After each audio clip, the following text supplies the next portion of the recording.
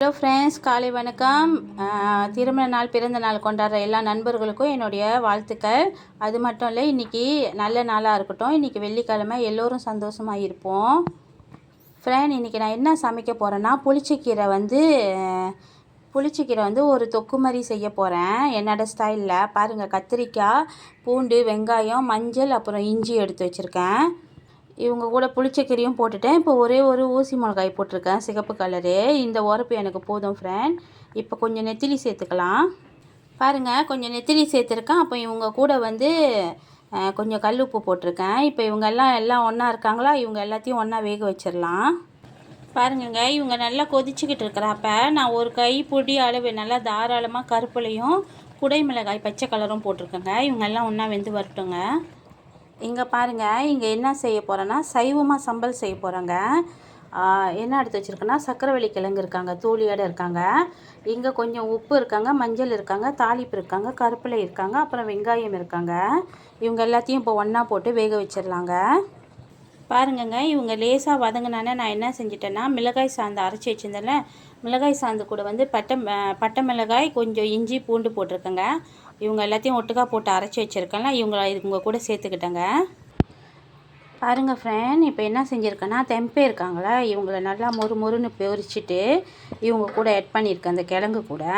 அப்புறம் இஞ்சி இருக்காங்களா, இவங்கள நல்லா பொடிசாக ஸ்லைஸ் பண்ணிட்டேன். இவங்களையும் இவங்க கூட போட்டிருக்கேன். இப்போ நான் ஏன் இஞ்சி வந்து இப்படி போட்டிருக்கேன்னா, இந்த மரவள்ளி கிழங்கு கொஞ்சம் காற்று சொல்லுவாங்க, வாய்வு சொல்லுவாங்க. இன்றைக்கி நான் அவிக்காமல் செஞ்சுருக்கேன். அதனால் வந்து வயசானவங்க சாப்பிட்றாங்களா, சைவமாக சாப்பிட்றாங்களா, அப்போ இஞ்சி இந்தமாரி ஃப்ரெஷ்ஷாக போட்டோமா அவங்க கூட, அவங்க சாப்பிடும் போது கொஞ்சம் இந்த வாய்வு பிரச்சனைலாம் இருக்காது. ஏன்னா இஞ்சி நம்ம ஃப்ரெஷ்ஷாக சாப்பிட்றோம்ல. இப்போ இவங்க கூட ஒன்றா சேர்த்துட்டானே, அந்த இஞ்சி வந்து லேசாக தான் வெந்திருப்பாங்க. அப்போ அவங்க ஓகேவாக இருப்பாங்க. ஏன்னா வயசானவங்க சாப்பிடும் போது கொஞ்சம் வாய்வு இல்லாமல் இருக்கும். இப்போ இவங்க என்னதுன்னா, நம்ம வந்து சைவமாக உருளைக்கிழங்கு போட்டு நெத்திலி சம்பல் செய்கிறோம்ல, இப்போ இவங்க வந்து அசைவமாக நம்ம நெத்திலி கரோடு சம்பல் செய்கிறோம்ல, அப்போ அதேமாரி இப்போ இவங்களுக்கெல்லாம், அந்த சைவக்காரங்களுக்கெல்லாம் நான் என்ன செஞ்சுருக்கிறேன்னா, தெம்பே வந்து நெத்திலி மாரி பொரிச்சிட்டு இந்த உருளைக்கிழங்கு சம்பல் செஞ்சு அவங்க கூட இப்போது ஒரு வாட்டி கிண்டிட்டு, அந்த இஞ்சியெல்லாம் சேர்த்து ஒரு வாட்டி கிண்டி கொஞ்சம் வேக வச்சு ஒரு 2 செகண்ட் வேக வச்சு இறக்கிறவங்க. அடுத்த ரெசிபி போகலாம். பாருங்கங்க, இப்போ எல்லாத்தையும் ஒன்றா போட்டு கிளறி எடுத்து வேக வச்சு எடுத்துட்டேங்க. பாருங்கள், எவ்வளோ சூப்பராக இருக்காங்க. சக்கரவள்ளி கிழங்கு வந்து நம்ம வந்து இனிப்பாக செஞ்சு தான் சாப்பிட்டு பழகியிருக்கோம். இந்த மாதிரிலாம் செஞ்சு பாருங்கள். சிக்கன் கறியெலாம் ஆக்குனீங்கன்னா உருளைக்கிழங்கை தவிர்த்துட்டு இந்த சக்கரவள்ளி கிழங்குலாம் போட்டிங்கன்னா செம்மையாக இருப்பாங்க. நீங்கள் இந்த மாதிரி செஞ்சு சாப்பிட்டு பாருங்கள். கருவாட்டு கறியிலலாம் போட்டிங்கன்னா இன்னும் சூப்பராக இருப்பாங்கங்க. ட்ரை பண்ணி பார்த்துட்டு அப்புறம் சொல்லுங்கங்க. நான் சொல்கிறேன், இப்போ உங்களுக்கு வந்து அவ்வளோ தெரியாது. நான் ஒரு விஷயம் நம்ம ட்ரை பண்ணி பார்த்த பிறகு தான் அந்த விஷயம் நம்மளுக்கு பிடிச்சிருக்கா பிடிக்கலையான்னு தெரியும். நீங்கள் ட்ரை பண்ணி பாருங்கள். அப்புறம் பாருங்கள், டெய்லி வீட்டில் உள்ளவங்க எல்லாமே இந்த மாதிரி செஞ்சு கொடுக்க சொல்லுவாங்க, சக்கரவள்ளி கிழங்கு எடுத்தாலே. இங்கே பாருங்கங்க, இப்போ என்ன செய்ய போகிறேன்னா, இங்கே பாருங்கள், மெழுகு, கடுகு தாளிப்பு எடுத்து வச்சுருக்கிறேன். கொஞ்சம் ஊசி மிளகாய் வச்சுருக்கிறேன். இங்கே வெங்காயம், இஞ்சி, பூண்டு வச்சுருக்கேங்க. வெங்காயம், இஞ்சி, பூண்டு எல்லாம் ஸ்லைஸாக ஒட்டியிருக்கேங்க. இவங்க வச்சுருக்கேன். இவங்க எல்லாத்தையும் இப்போ எண்ணெயில் வேக வச்சு எடுத்துடலாங்க.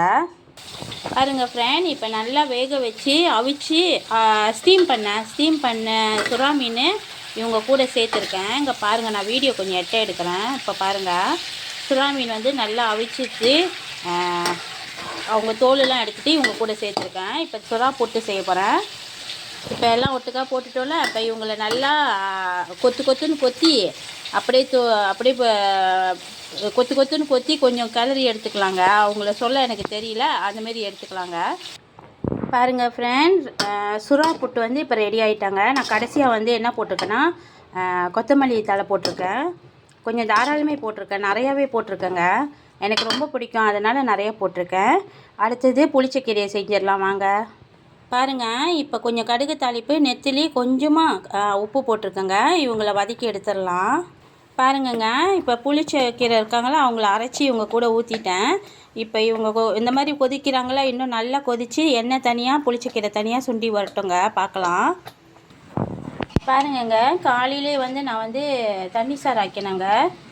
கடுகு கீரை, கேரட் கொஞ்சம் போட்டு சூப்பராக ஒரு தண்ணி சாறு ஆக்கிட்டேங்க காலையிலேயே. இங்கே என்னன்னு பார்த்தீங்கன்னா வெள்ளை சாதம் ஆக்கியிருக்கேங்க. வெந்தயம் போட்டு வெள்ளை சாதம் ஆக்கியிருக்கேன். இவங்க என்னன்னா சக்கரவள்ளி கிழங்கும் தெம்பேவும் போட்டு ஒரு சம்பல் செஞ்சுருக்கேங்க சைவமாக. இவங்க என்னன்னா சுறா புட்டு செஞ்சுருக்கேங்க அசைவமாக. சுறா புட்டு சாப்பிடாதவங்களுக்கு வந்து சுறா மீன் பொரிச்சிருக்கேங்க மாவு போட்டு, கொஞ்சமாக அரிசி மாவு போட்டு மஞ்சள் உப்பு போட்டு பொரிச்சிருக்கேங்க. ஏன்னா மாவு போடலைன்னா இவங்க ரொம்ப பட்டுன்னு தெரிப்பாங்க எண்ணெய், அதனால் கொஞ்சம் மாவு போட்டு பொரிச்சிருக்கேங்க. இங்கே என்ன இருக்காங்கன்னா நம்ம புளிச்சக்கீரை நல்லா வெந்துக்கிட்டு இருக்காங்க. இவங்க இன்னும் சுண்டி வரணுங்க. நான் வீடியோ செய்கிறேன், ஏன்னா எனக்கு டைம் ஆகுதுங்க. நான் பேக்கிங் பண்ணணும், அதனால் எனக்கு மகளை போய் ஸ்கூலில் விடணும். அதனால் கொஞ்சம் டைம் ஆகிற வச்சு இவங்க வெந்துக்கிட்டு இருக்கட்டும்ன்ட்டுன்னு நான் இப்போயே எடுத்துடுறேங்க.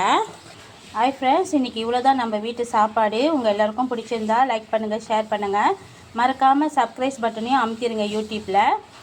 ஃப்ரெண்ட், உங்கள் எல்லோருக்கும் நான் நன்றி சொல்கிறேன். 2 நாளாக நான் வந்து சேனலில் வீடியோ போடலைங்க, ஏன்னா 2 நாள் எனக்கு ஆர்டர் இருந்துச்சு. இந்த வீடியோ பார்த்துட்டு இருக்கிற நண்பர்கள் தான் 2 பேர் வந்து எனக்கு வந்து ஆர்டர்ஸ் கொடுத்துருந்தாங்க. இங்கே பிஎம்மில் உள்ளவங்க, ஒருத்தவங்க வந்து சிம்பாம்பட்டில் உள்ளவங்க எனக்கு ஆர்டர்ஸ் கொடுத்துருந்தாங்க. ரொம்ப நன்றிங்க 2 நாள் எனக்கு ஆர்டர்ஸ் கொடுத்ததுக்கு.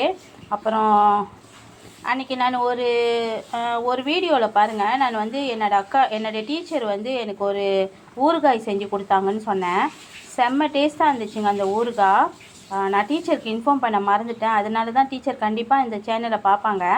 ஏன்னா 2 நாள் நான் வீடியோ போடல, அப்போ இன்றைக்கி கண்டிப்பாக அவங்க பார்ப்பாங்க. அதனால் நான் இந்த சேனல் மூலிமா அவங்களுக்கு நன்றி சொல்லிக்கிறேன். ரொம்ப சூப்பராக செஞ்சுருந்தாங்க. எப்பயுமே ஊறுகாய் சாப்பிட்டேன்னா எனக்கு கஸ்ட்ரிக் வலி வந்துடும். ஆனால் என்னோடய டீச்சர் செஞ்ச ஊறுகாய் சாப்பிட்ட பிறகு எனக்கு அந்த ப்ராப்ளம் இல்லை. இது வந்து நான் டீச்சருக்காக சொல்கிறேன்னு நினைக்காதீங்க ஃப்ரெண்ட். எனக்கு செட் ஆகலைன்னா நான் கண்டிப்பாக சொல்லிடுவேன் ஃப்ரெண்ட், எனக்கு இந்த சாப்பாடு செட் ஆகலைன்னு.